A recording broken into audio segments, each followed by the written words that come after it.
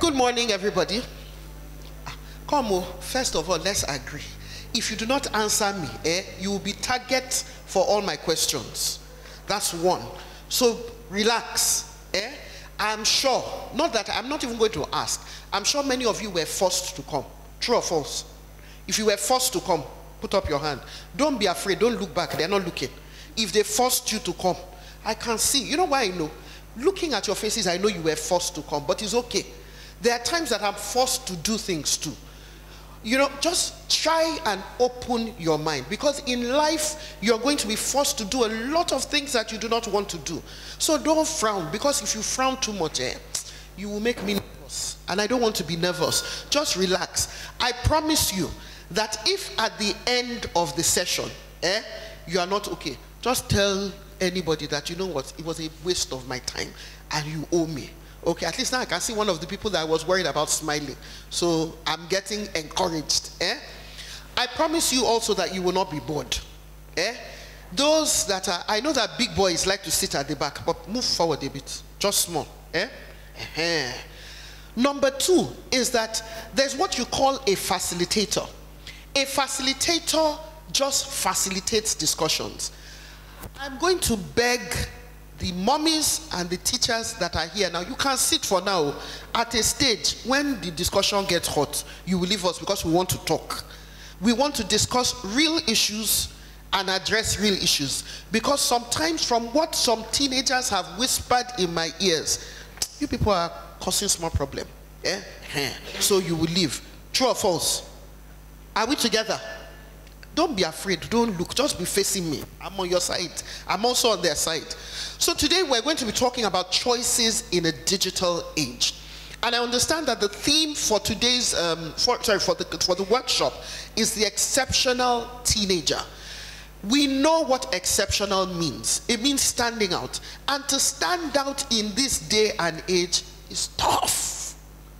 It is tough. You know why I know it's tough? Because I see. When everybody is wearing the shortest of skirts and they're looking trendy, and you want to wear, and your mommy comes and tells you that you cannot wear it, and you're wondering, what is the problem now? Am I the only one? What is it? It's tough. But there are choices, as we would find out, that are made for you, that you are advised to make and you are influenced to make, because it is in your best interest. Or you find out everybody is going for party. It's summer, everybody is going for party. I told my mom I want to go for a party. This mic is seizing. I don't know whether it's me. I told my mom I want to go for a party, and my mom said, how can I go for a party? And you're wondering, am I the only one? I told her I wanted to sleep. She said I must come for exceptional teenager. What are they even talking about? I understand. It can be tough. But guess what? To be exceptional can be tough. To be exceptional, you need to be ready to stand out and make a difference. So we all know that the world has gone digital. There's no point. How many of us have owned smartphones? Answer. If you people, excuse me please, if they don't answer me, I will go. How many of us own smartphones? Even if we do not own, how many of us have access to it? We use it. Digitalization has taken over everywhere. We use it for learning. There are times they give you assignments and you have to Google what it is that you're asked to do. I remember I was talking to some people yesterday, some young people like you yesterday, and I said to them, back in the day, if you wanted to research something, this one that they tell you to go and Google and you are complaining, we carried one massive book that was how many, it was thick, and you start searching one by one to do your assignment, and you submit it, and there was nothing. So the world has changed. You use it to play. Before, we used to go out and play. Now you want to play, you are playing on your laptop, you are chatting. If you wanted to make a phone call back in the day, you will go to a place called P&T. When you get there, you will now start, you will drop your number and they'll tell you come back in 4 hours. Maybe we'll be able to connect. Now you want to talk to somebody several thousands of miles across the world, and you find out that just a click, you've gotten through. So the world has gone digital, and every human being is already living in a digital world. Just as we have Nigerians who are citizens of Nigeria, citizens of the digital world are called digizens, or digital citizens. Now the reason why I'm giving you this background is, sorry, you know what, if the three of you don't mind, I would like if you can move here, because I keep You know, just so that I don't, so if you don't mind, please. Thank you very much. Just wherever you want, over there. Okay. So it's important that you get familiar with these terms because I'm going to be using it quite often. I'm also going to be playing videos. We're going to be discussing. We're going to be asking questions. So just flow with me. If at any point you have a question, please ask. If you do not have questions, I will ask my questions by myself. So what did we say citizens of the digital world are called? Digital citizens, or digizens, if you care. Now, when you talk about digital citizens, it includes everybody. You know, how many of us are on Instagram? If your mommy is not supposed to know, just do like this small, and she's sitting here, I will see. How many of us are on Instagram? Snapchat, Facebook. Facebook is for old people, Abby. It is, so I'm told. But you're not on any social media. Wow, fantastic. You want to tell us why? Okay, please tell us why. I'm not on any social media because I think it's bad. Because when you're on Instagram, a lot of people know who you are, and some of them might be bad people, and they might want to kidnap you and ask for a ransom. Also, I don't have a phone. I think that's good as well. Because like when you have exam and then you're focused on playing games, it's that distractions, yes. All right, fantastic. You see, one of the things I like about what she has said is everybody should know themselves and know what their limits are. If you know that you are likely to be distracted, then it's better to keep away. When the Bible says, flee all appearances of evil, to her, it may be an appearance of evil. However, by the time I finish this session, you would realize that social media and the internet is not bad. It is what you do and how you protect yourself. Is riding in a car bad? Is it bad? But do people have accidents? Yeah, you people are not talking. What's going on? What do you do to ensure you don't have accidents? If you're riding in a car, what do you do? Or somebody is driving you, what do you do to ensure you don't have accidents? You drive safely. You drive safely. If you're not the one driving, what do you do about the person who's driving? You have to just tell the person to be careful. Tell the person to be careful. If you were not sure somebody could drive, let's assume you have an older brother who you know cannot drive, and all of a sudden he says, get into the car, I want to take you to church. Will you enter? But is a car bad? Absolutely. So what we're going to learn is how we can maximize the benefits of the social media, of digital technology, and how we can minimize the risks. That's number one. Number two is whether you are on social media now, and you will find out that there are certain decisions you will take for yourself, your parents will take for yourself. They may decide it is not the right time for you to be. Whether you're on social media now or not, you will be on social media someday soon. And I'll tell you why. There's a platform called LinkedIn. How many of us have heard of LinkedIn? If anybody wants to employ you today, one of the things they will do is look for you on LinkedIn. If you're not there, it's a negative. If you're not there, they begin to think, because it's like saying that where we're using computers, you want to keep using typewriters. How many of us know what typewriters are? We've seen it, yeah. Or where we're listening to our iPods and our iPhones, we want to be using the cassette. You know that cassette? I'm sure you must have heard of it, even if you don't know. So, I mean, everybody who's in the digital world is a digital citizen. The moment you have an email address, you are a digital citizen. You know, if you're on Instagram, which was what brought me here, you would see that there are some people who take photo shoots, pregnancy photo shoots. That baby that is in the womb, they've already introduced to the digital world. So that child is already a digital citizen. Your grandma, who keeps telling you, please help me look at that, my phone. Can you help me just sync? I don't know why my mails are not dropping. Your grandma is a digital citizen. But there are some people that are referred to as natives. People like you, who were born into, you did not know a time before technology. You were born into it. And that's why a 2-year-old child would take a computer or a phone and you are wondering, who taught him? It is instinctive. He is a native. Now we, the older people who were not born into that age, were called immigrants. But altogether, we're called digital citizens or digizens. So a digital citizen is someone who lives and learns using technology. Just like you have bad citizens in any nation, In the digital world, you have bad citizens, and that's the kind of people she was talking about. People who go there to defraud you, people who go there to kidnap, to get your details so that they can kidnap you. But you also have the good and the responsible digital citizens. Now, let me ask, if you want to be an exceptional teenager, should you be aspiring to be a good digizen or a bad digizen? Clearly, I mean, that's pretty obvious. So what are some of the qualities of a good digizen? You respect other people.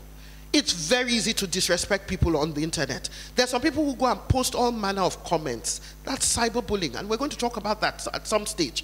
There's some people who are so mean, the kind of comments they pass. There's some people who are disrespectful to themselves. So the pictures that they post of themselves online, you wonder that, does this person have any dignity? So you respect yourself, you respect your information. You don't leave your information carelessly. You also protect other people. Because we know that the golden rule is you do unto others as you want them to do unto you. And you make wise decisions online. Life is about choices. To come here today was a choice. It may not have been a choice you made yourself, but it was a choice. Your mom or dad could have said, come, and you say, you know what, anything you want to do to me today, I'm not going. It's a choice. But guess what? If you did that, there are consequences. It could be a slap. It could be grounding. It could be whatever. So for every choice we make, there are consequences.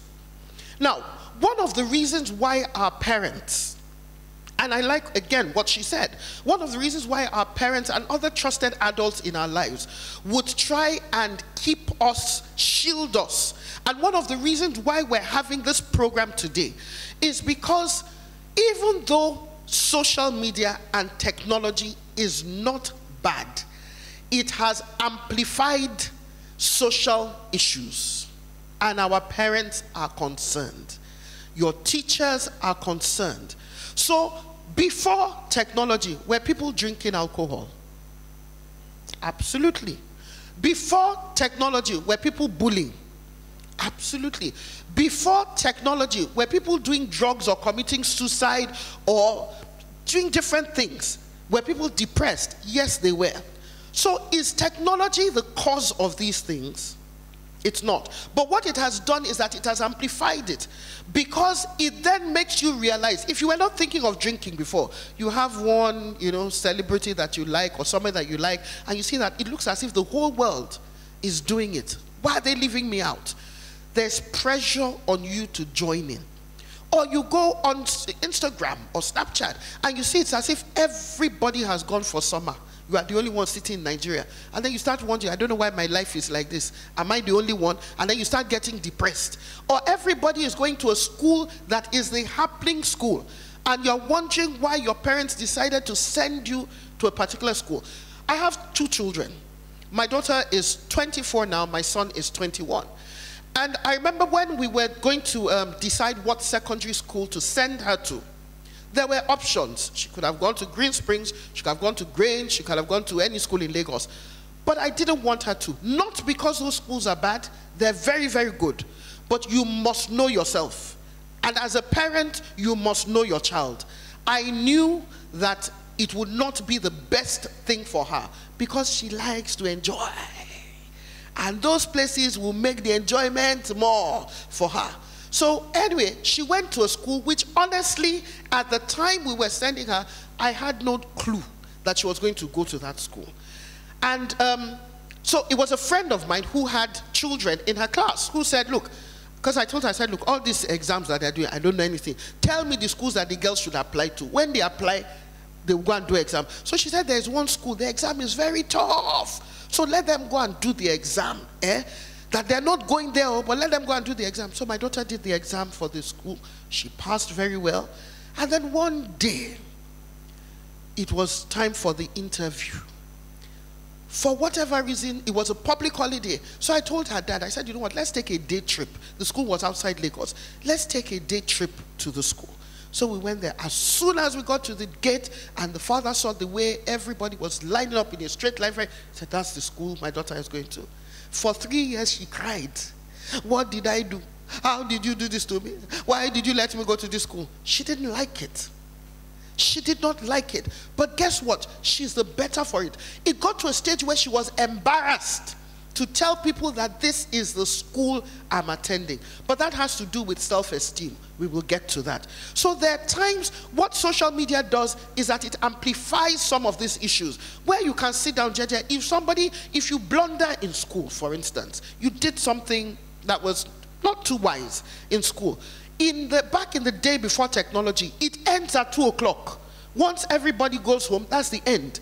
But these days, your mistake can go on and it can go viral.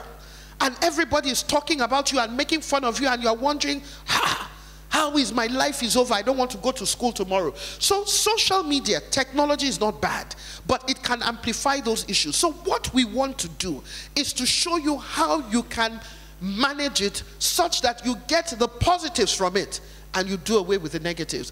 Again, like I said, parents are concerned. Parents are concerned because they go, first of all, they're concerned because for those who have phones, you're constantly like this. They're talking to you, yes, mom, no, mom. They're constantly. And they're wondering, what are you doing with that thing? Put it away. They're concerned because they believe that you would not be thinking of drugs or alcohol or sex if you were not on any of these platforms. And so which is why we also talk to parents to say to them, let's work together. So there are parental concerns and there are social concerns.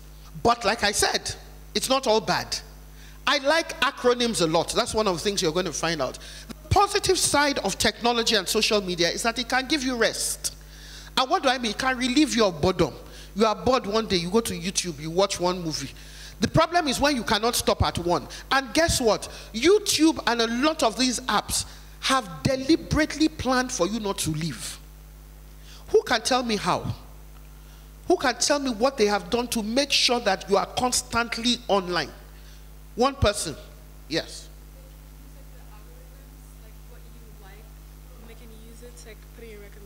Absolutely. So what they do is you're watching one movie and before it even finishes, they say, up next.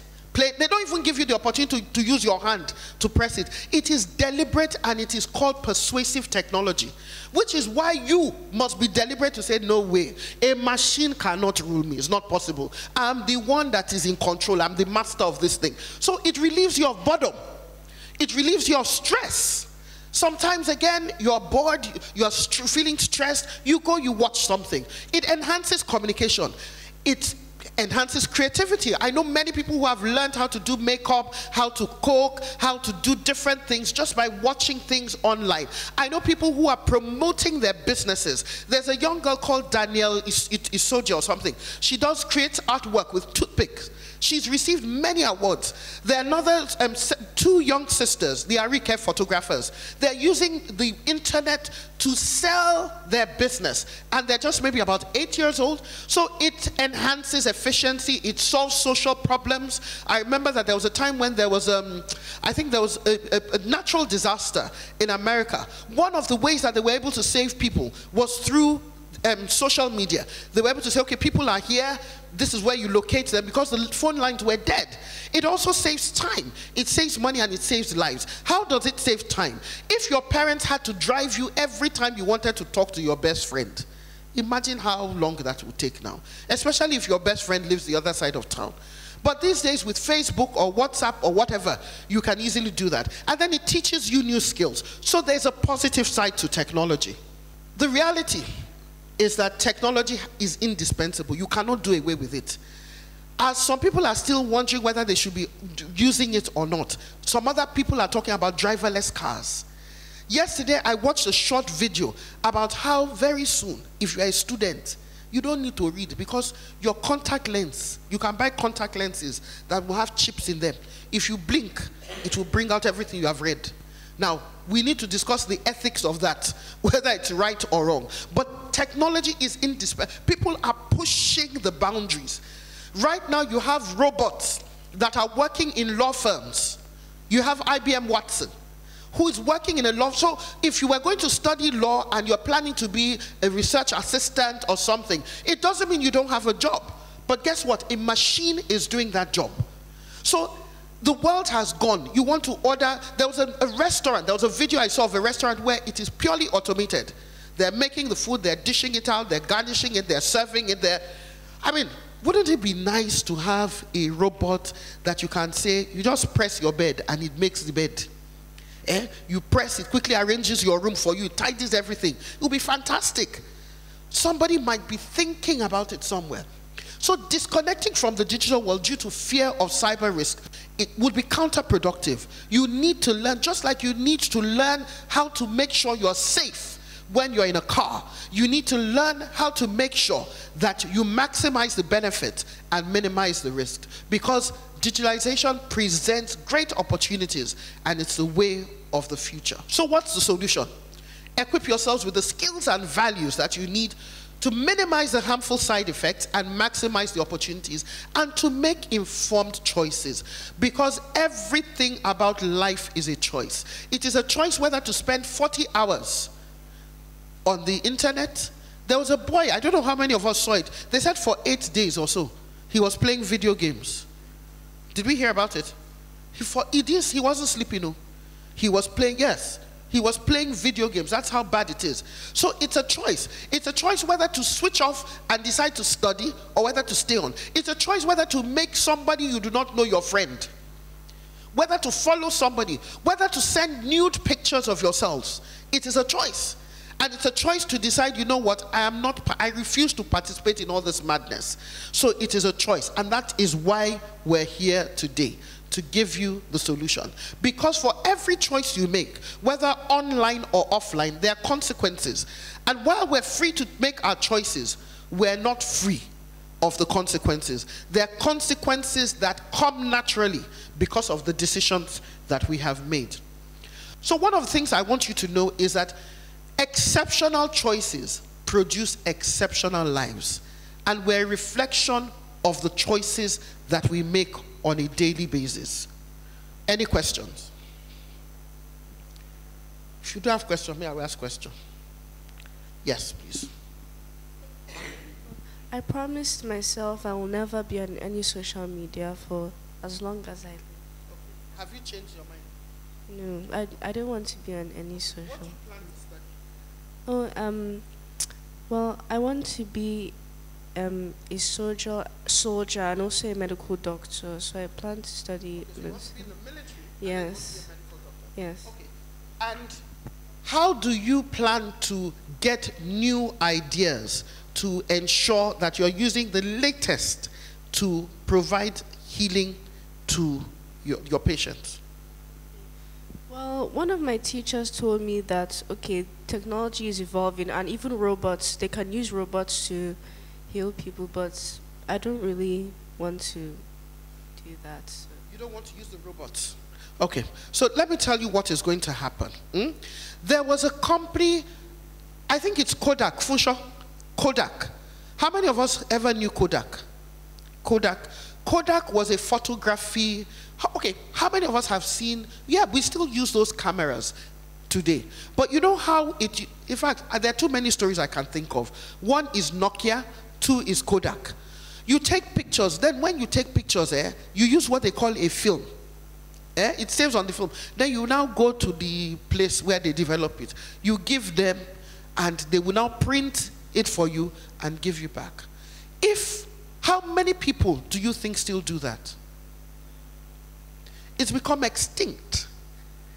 It's the same with Nokia. It's the same with so many other things. You know, I think that there's no need to pressure yourself, but one of the things that exceptional people do is you have an open mind. Don't, because of fear, limit yourself from doing things. That's very important. Open your mind and say, look, I mean, if you heard that a plane crashed today, would you say you're not getting on a plane? What you will do is you just say, okay, what can I do? Maybe I can sit at the exit row, just in case. Let me find out where the life jacket is, just in case. It's the same thing with technology. But do you know anybody that has had a bad experience because of technology? Or where has this fear come from? Why, well, The fear, it didn't actually come from anything, but I was just hearing bad comments about people who use technology and they got kidnapped or they were cyberbullied. And in my school, there was one of the boys in our class, like, he took a picture of a boy using the toilet and he sent it to people from... And the reason why he did that is because he's very irresponsible. That's why he did that. But you have irresponsible people. When we were in school, we didn't have technology. Do you know what the boys used to do? Who can guess? Yes. Yes, apart from writing letter, if they want to take a picture, in quotes, of your body, do you know what they will do? They will take a mirror. Then they'll put the mirror under the chair, and then they'll call their friends, come and see, come and see, come and see, come and see. I don't know what high they got from it. The point I'm trying to make is you do not need technology to make bad choices. You do not need technology. What you need are the values that you hold on to. There's something that will tell you that this thing is wrong. Now, like I said, we're talking about choices because choices is a natural... Does any other person have any comment before I go on? Choices are a natural part of life. And the first choice we're going to talk about is your online identity and reputation. Who are you? For those of us that are on social media, how many social media accounts do you have? Let's start with Instagram. How many do you have? You don't have to answer. But I'm aware that some people have... One is Ada, the church girl, who sings in the choir, that her mommy is following, and her auntie and her grandma. Then the other one is Fine Babe on the High, or Girl on Flick, that only her people are following. So every time your mom is boasting, my daughter, we're very close. My son, we're very close. I follow her on social media. She follows me. She's a good girl. Meanwhile, they don't know what is going on. Your identity is totally different. In addition to your Instagram, you have a Finstagram, a fake one, where only the people who really know you. And the day your parents stumble on it, they are wondering, can this be my child? So we are aware, just in case you thought we did not know. But who are you? There are some people who claim to be 22 when they are 14. On social media, when they say, what is your age? Because there is an age restriction for you to be on some of these platforms. So some people have circumvented that by telling lies. Some young people were trying to convince me that, Auntie, technically it's not telling lies. It's called, I can't remember the word they used. That is not telling lies. That what they were doing is that they were creatively trying to protect their identity. By telling lies is telling lies. So who are you online? If we find you online, will we be able to recognize you? Who is this? This is Bobrisky. All this for is Bobrisky. How would you reconcile this person with this person if you did not know? How would you reconcile yourself with that fake account, or the values that have been instilled into you with what you are showcasing online? Those are some of the questions we should ask. One minute, please. Can you believe that this is the same person? This is the same person. So are you the same person online? The issue is not about the makeup. The makeup is beautiful, fantastic makeup. But the honest truth is, there was a video I saw, I think sometime this week, where a man woke up and started shouting because his wife, his girlfriend, was sleeping beside him. And he started shouting, who are you? Who are you? I'm going to blow your head. I'm going to blow your head. Why? And the girl was wondering, what's going on? What's going on? He said, I'm going to blow you. Get out of my bed. What are you doing? She said, it's me. It's me. Who are you? Anyway, she said, it's me. She had to wear her wig. Then the guy said, I thought, who are you? How many of us are like that on social media? By the time our parents find us, they can't recognize us again. Do you sometimes feel the need to change some of your details online? And if you do, why? Have you heard of people who have exaggerated things about themselves online? Who knows anybody that has exaggerated? Can tell us. Tell us. No, you tell us. You don't have to call the person's name. Just shroud it, what the person did. Just shroud it a bit, what the person did. So apparently I used to be friends with a girl, like she used to, like when she posts pictures online, like about her going to parties and everything. Like it's really not what it seems, because I've been to a party with her as well, and it's not as deep as what she makes it seem. Absolutely. Does any other person know anybody? Yes. So there's this guy, and like he on Instagram, he basically makes it look as if he's like a big boy. He has money. He's living large and everything, but he's a scam. He's a Yahoo boy. He's a 419. He's God. No. Let me tell you what happens is that people who are taken in by everything, they now see that and they start thinking, why don't I have this kind of money? Why is my own life like this? Or they see this picture, the one with the makeup, and they're wondering, this girl is beautiful. My nose, why is my own nose so wide? Why is my nose so... And what you're doing is you're comparing yourself unfairly. And that's what brings about depression. Because everything... Look, I know people who take 80 selfies before they post one. You do like this, you pout like this, you move like this, you do like this. Then you send to your friends, please, babe, help me choose which one is best. Then you are doing, should I do like this? Should I put my hand back? Should I put my hand front? How should I do it? And you are... It's a mental health condition. Yes, you can't be taking 80 pictures to post one. And the reason is because you want to present yourself as perfect and flawless. Guess what? Nobody, young, old, is perfect. We all have flaws.